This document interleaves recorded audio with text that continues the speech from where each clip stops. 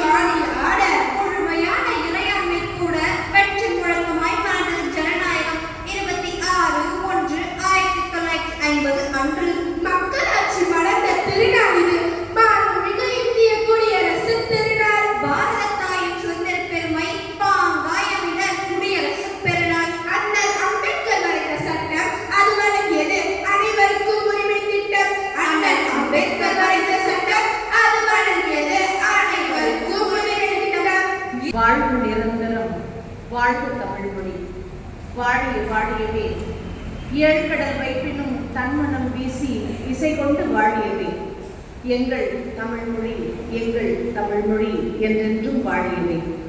தமிழன்னைக்கு என்னுடைய முதல் வணக்கத்தையும், நாம் படித்த பள்ளியில் நாம் சிறப்பு விருந்தினராக இந்த நாள் என்னுடைய வாழ்க்கையில் பொன்னேட்டில் பொறித்துக் கொள்ள வேண்டிய ஒரு நாள்.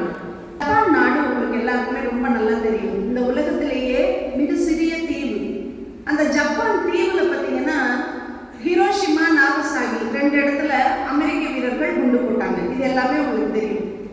ஆனா அந்த நேரத்தில் அமெரிக்க படைக்கு இவங்க பதிலளிக்கிறாங்க, மொகுசாஸ்டு அப்படின்னு பதிலளிக்கிறாங்க ஜப்பானியர்கள். அப்படின்னா என்ன அர்த்தம்னா, பதிலளிக்க அவகாசம் தேவை அப்படின்னு அந்த இடத்துல சொல்றாங்க.